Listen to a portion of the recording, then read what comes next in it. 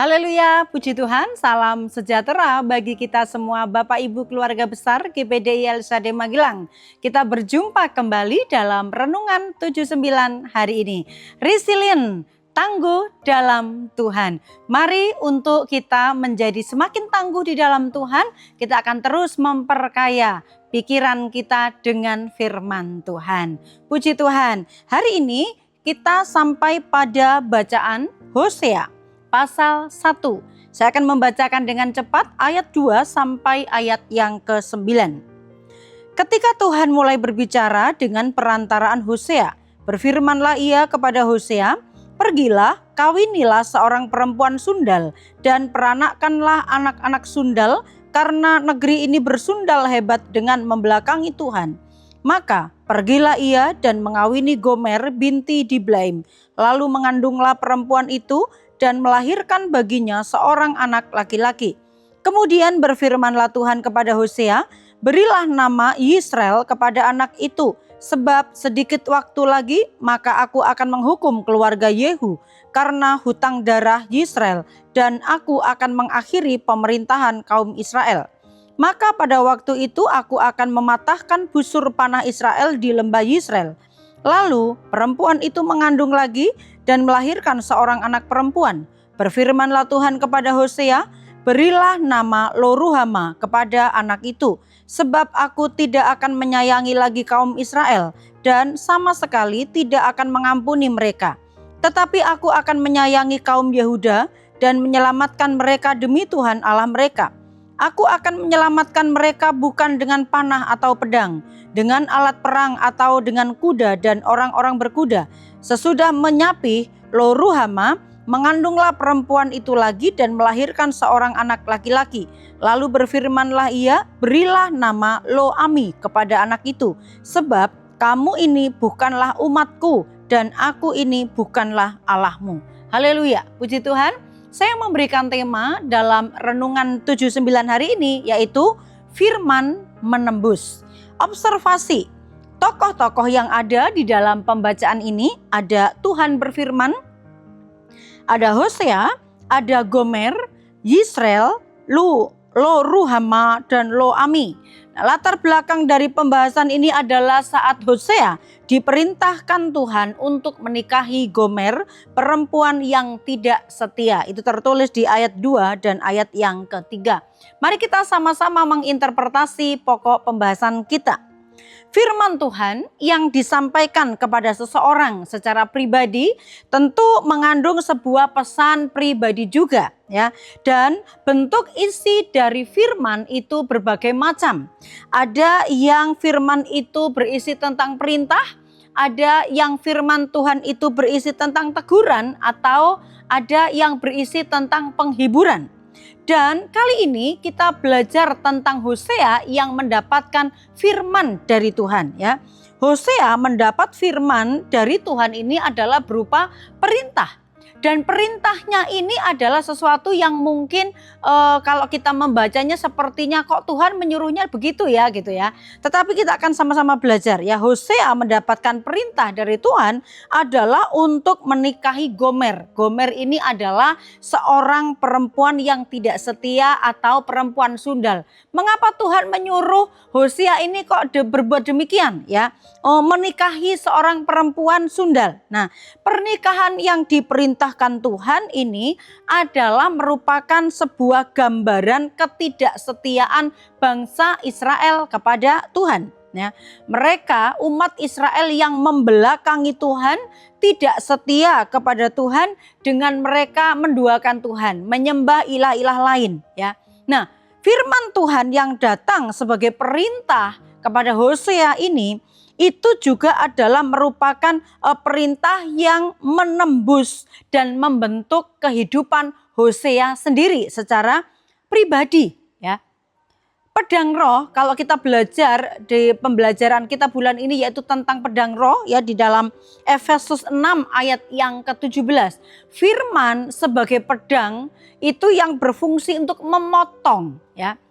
Firman yang kita dengar, yang kita pelajari sebagai pedang roh, karena memotong, maka firman itu bukan hanya sekedar pengetahuan Alkitab, tetapi seperti pedang yang memotong sampai kepada hal-hal yang pribadi sekalipun, kalau hal-hal itu merupakan sebuah dosa atau hal-hal yang tidak berkenan di hadapan Tuhan.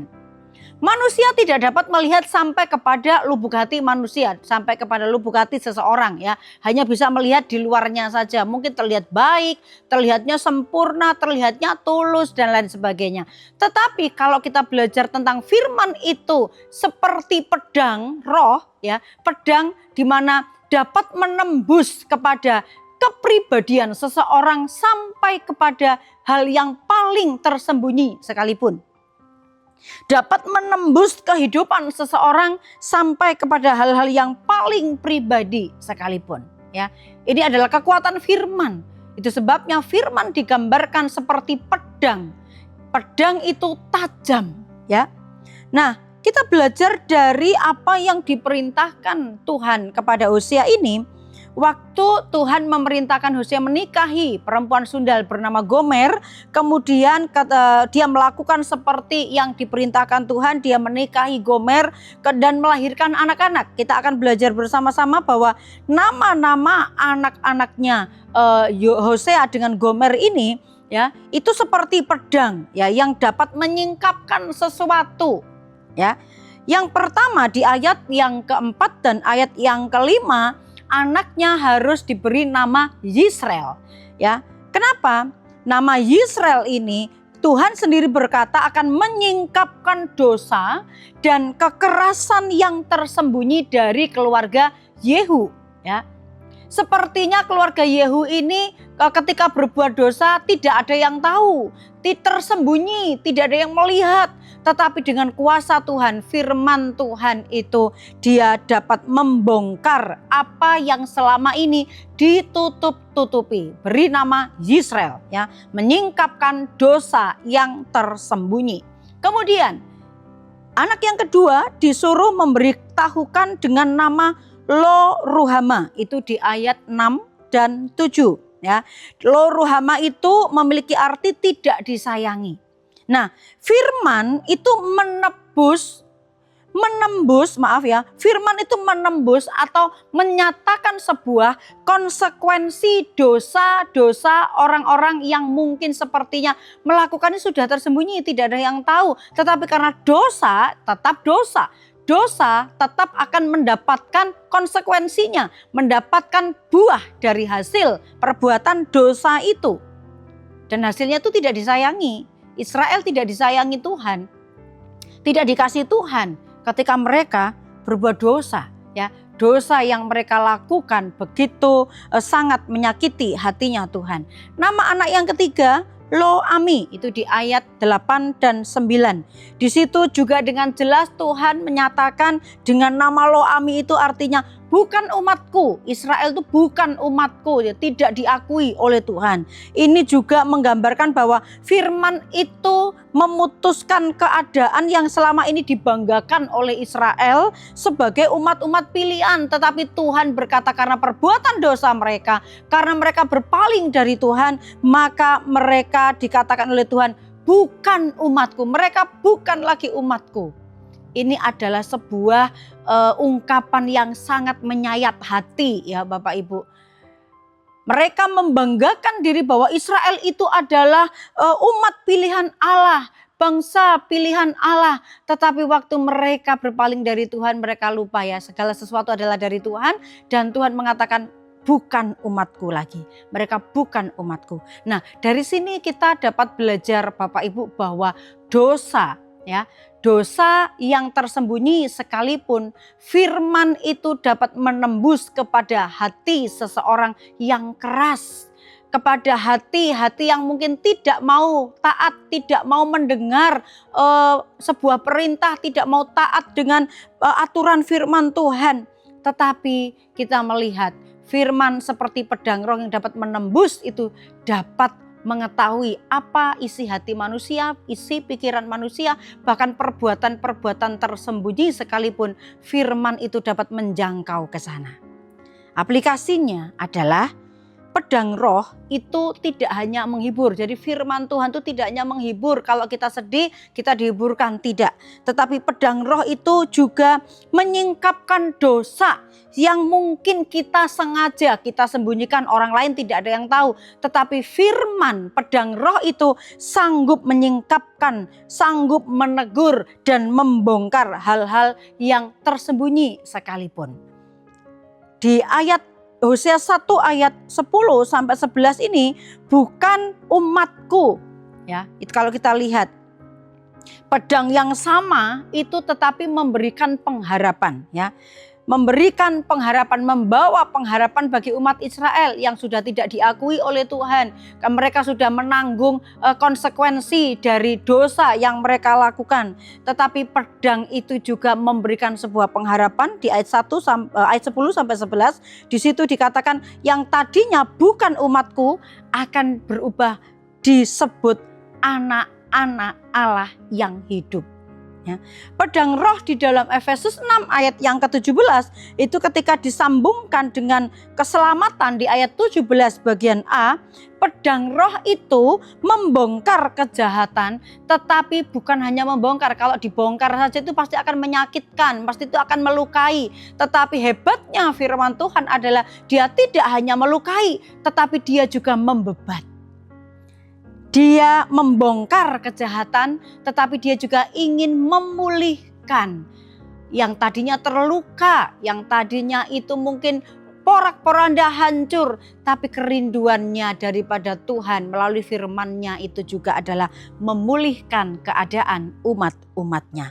Satu firman yang menghakimi, tetapi fungsi dari firman itu juga sekaligus menyatakan penebusan Tuhan, kasih Tuhan yang tidak terbatas.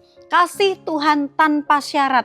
Israel berbuat dosa, Israel tidak layak diselamatkan. Tetapi kita lihat firman Tuhan itu, kasih Tuhan yang tidak terbatas itu juga firman-Nya menyampaikan sebagai pedang. Masuk, mampu menembus setiap hati-hati yang terluka karena mungkin banyaknya dosa. Tidak mampu bangkit lagi. Tetapi firman itu kembali menguatkan, memulihkan untuk membawa, menyatakan yang tadinya Allah berkata, bukan umatku, tetapi berubah menjadi anak-anak Allah yang hidup.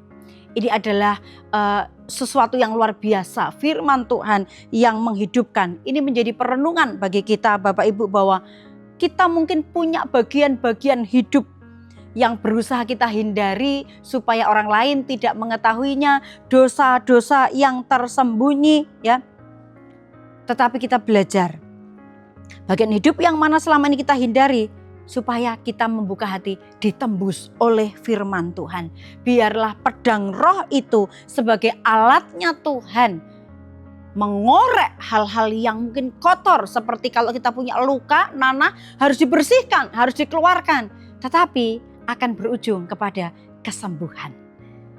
Dosa yang kita biarkan itu merusak kita akan serahkan, kita buka firman itu, pedang itu menyayatnya, mengoreknya, mengeluarkannya supaya kita sembuh. Kalau kita sembuh, kita sehat, firman yang menembus sampai kepada hal-hal tersembunyi dalam hidup kita, itu yang akan memulihkan kita dan hubungan kita dengan Tuhan akan kembali pulih, akan kembali menjadi baik dan kita mengalami persekutuan yang indah kembali bersama dengan Tuhan. Izinkan firman Tuhan itu menembus kehidupan kita.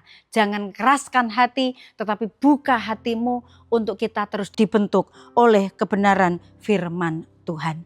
Kita bersyukur karena firman Tuhan itu yang akan terus mengajar kita, membersihkan kita. Semakin hari semakin dibersihkan, semakin disucikan, dan membuat kita akan menjadi orang-orang yang semakin tangguh di dalam Tuhan karena kekuatan firman yang terus memulihkan keadaan kita. Haleluya, puji Tuhan. Terima kasih buat kesetiaan Bapak Ibu mendengar, memperhatikan dan merenungkan Renungan 79 setiap harinya. Dan terima kasih buat kesetiaan Bapak Ibu yang dengan kesetiaan itu Bapak Ibu menerima banyak berkat. Apabila Bapak Ibu diberkati Tuhan dan ingin menyampaikan kesaksian atau pokok-pokok doa tertentu, Bapak Ibu dapat menyalurkannya melalui chat WhatsApp 0813 274 288. Mari kita saling mendoakan, saling mendukung satu sama lain untuk kita makin kuat, makin tangguh di dalam Tuhan. Mari kita terima firman Tuhan ini dengan berdoa. Kami bersyukur Tuhan sebab firman-Mu ya dan amin. Firman-Mu tidak pernah terbatas. Engkau Allah yang sanggup menembus kehidupan kami, kepribadian kami sampai kepada hal-hal yang paling dalam dari kehidupan kami. Kami bersyukur karena apa yang Kau firmankan itu akan kembali mengingatkan kami. Supaya kami tidak bermain-main dengan hidup kami, tidak bermain-main dengan Tuhan. Karena segala hal yang kami lakukan ada buah yang akan kami nikmati. Itu sebabnya kalau kami taat kepada firman, melakukan firman, mencintai Tuhan, maka buahnya adalah hal-hal yang manis, kebahagiaan yang Tuhan sudah sediakan bagi kami. Terima kasih buat teguran firman-Mu supaya kami memperhatikannya, memperhatikan kehidupan kami, memperhatikan kehidupan rohani kami. Terima kasih Tuhan. Peringatan-peringatan-Mu menjadi kegemaran kami umat-umat-Mu, menjadi penasehat-penasehat. Kami umat-umat-Mu, ajarkanlah ketetapan-ketetapan-Mu kepada kami, buatlah kami mengerti petunjuk titah-titah-Mu, supaya merenungkan perbuatan-perbuatan-Mu yang ajaib. Terima kasih, kami bersyukur, terima firman Tuhan ini dengan sukacita, dalam nama Yesus, haleluya, amin.